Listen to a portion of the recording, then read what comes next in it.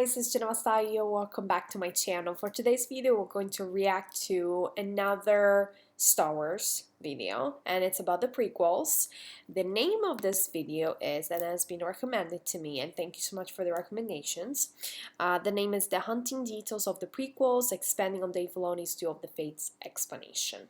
So, I'm kind of curious, anything that involves the prequels interests me. So before we get into the video, make sure to subscribe, guys. It helps my channel, actually. It helps me, and it feels supported, and I do feel someone is actually watching the videos and is interested and is sharing their experiences and their opinions on what I'm reacting to, you know. So I like this feedback a lot. So let's get into it. Happy birthday. As most of you already know, the lightsaber duel at the end of episode 1 between Darth Maul, Obi-Wan Kenobi, and Qui-Gon Jinn has been given a lot more context and significance recently. Specifically, the name of the theme that plays while they battle, Duel of the Fates. I love that In the latest episode of Disney Gallery The Mandalorian, Dave Filoni gives a very interesting and revealing explanation about the importance of the battle itself. I'm going to leave a link in the description so you guys can see it for yourselves. But just to show a quick clip, what's at stake is really how Anakin's going to turn out. Because Qui-Gon is different than the rest of the Jedi, and you get that in the movie, and Qui-Gon is fighting because he knows he's the father that Anakin needs. Because Qui-Gon hasn't given up on the fact that Jedi are supposed to actually care and love, and that's not a bad thing. And that's why it's the Duel of the Fates. It's the fate of this child. And depending on how this fight goes, Anakin is his life's gonna be dramatically different. Oh. So Qui-Gon loses, of course. So the father figure, because he knew what it meant to take this kid away from his mother when he had an attachment, and he's left with Obi-Wan. But it's everything that the entire 3 films of the prequels hangs on, is that one particular fight. I was deeply moved after listening to that explanation.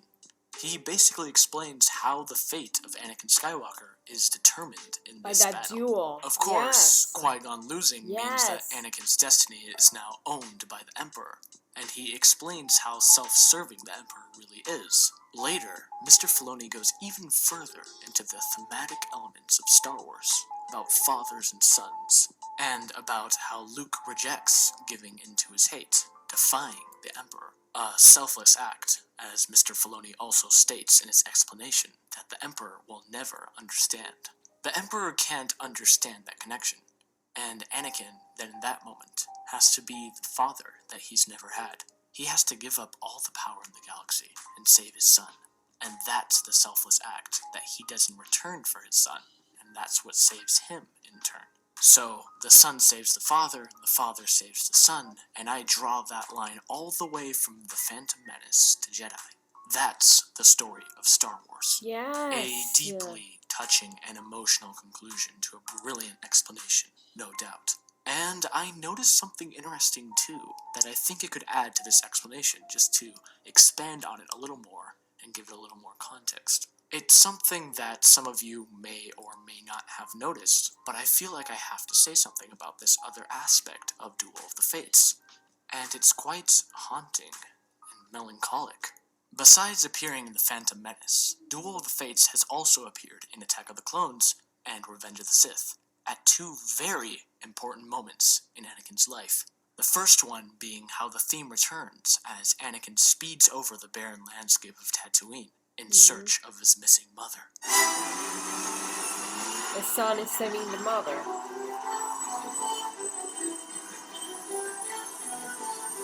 Or he's trying to save.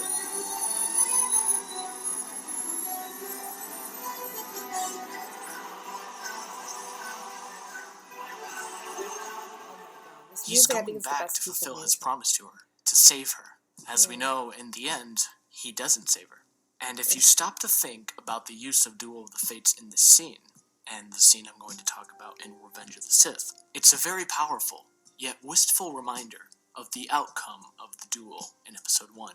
Anakin is here because Qui-Gon lost. Had Qui-Gon won against Darth Maul, maybe he could have helped Anakin save his mother. As mentioned in Mr. Filoni's explanation, Qui-Gon hasn't given up on the fact that Jedi are supposed to actually care and love. And that's not a bad thing. I am absolutely sure that Qui-Gon would have helped Anakin rescue his mother before she was even taken by the Sand People in the first place. And the inclusion of Duel of the Fates before Anakin loses his mother is a reminder that this is the consequence of that duel's outcome. It's Duel a of the chain Fates reaction, also you know? returns in Revenge of the Sith when Anakin is fighting Obi-Wan, and when their fiery duel truly begins, while the Emperor is fighting Master Yoda.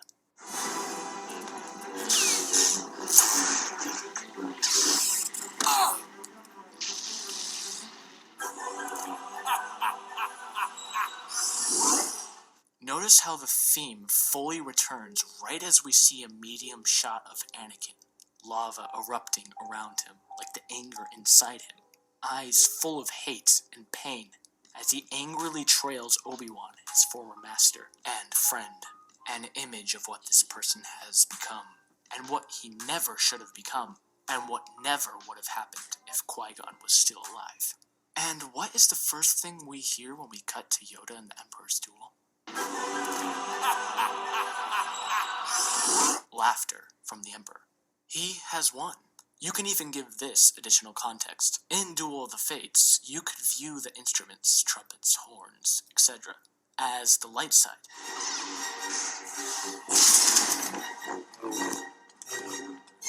And the choir of those soul-stirring voices as the dark side.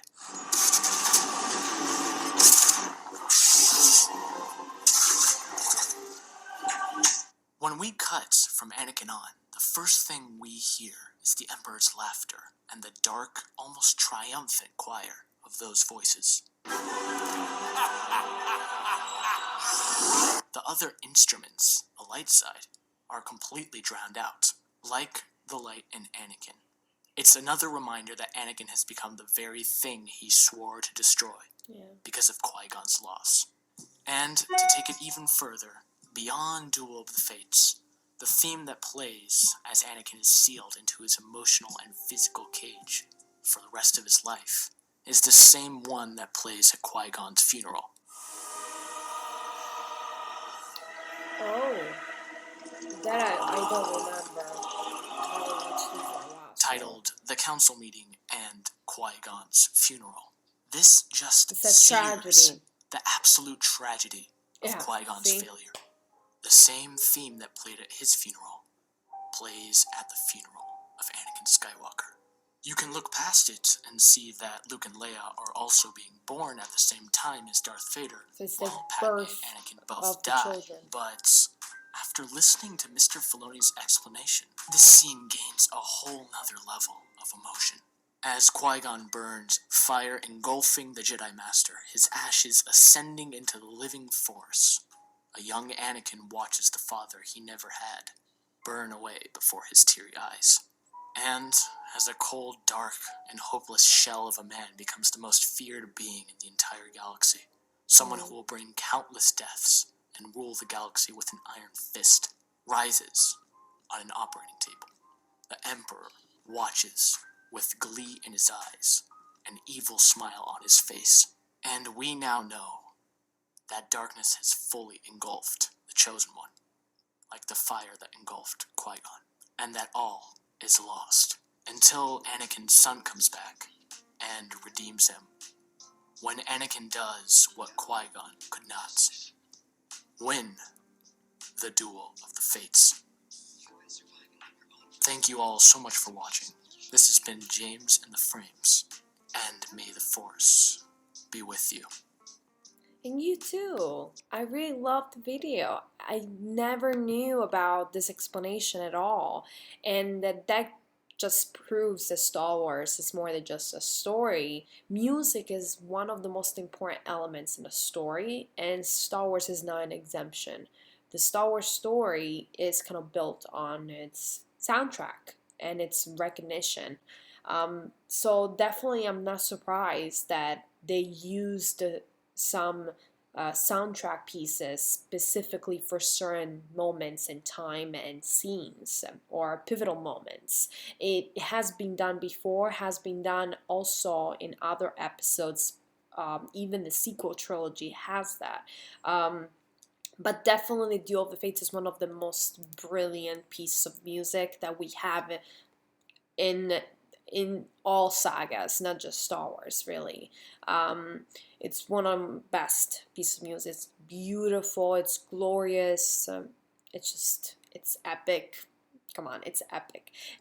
It's everything is done for a purpose. They don't just drop music here and there. Everything has a meaning in the way they use it. So yeah, so that kind of like explains that.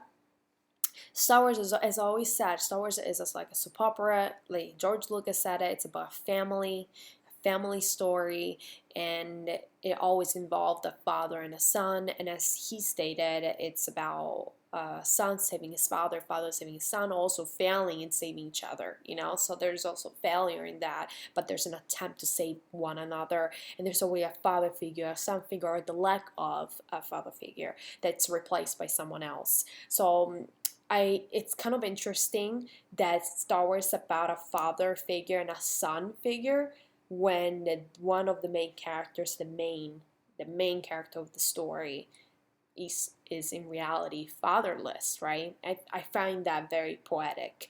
Now this video actually reminded me about, because as you guys know from the previous and very old videos that I've done, there's many Star Wars podcasts that I've created. And at that time, I had an idea in my mind, because I actually have some Word pages of comments and the notes about it, and I was doing some research about the father figure in Star Wars, and in particular the religious connotation of it.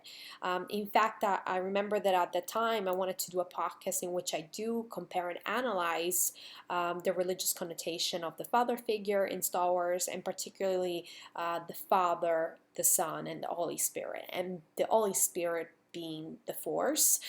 So I did I was gonna do all analysis about that. I was doing research on it, and at the end I've never really pursued it. I'm wondering if you guys will be interested in something like this. Podcasts do take me longer to edit. They take me longer to create and research. As you guys saw, I don't do as many as before because of my son. It takes most of my time and work. But if you guys are interested in, in watching something like that, please comment down below and let me know if you're interested in watching it, and I'll do it for you guys.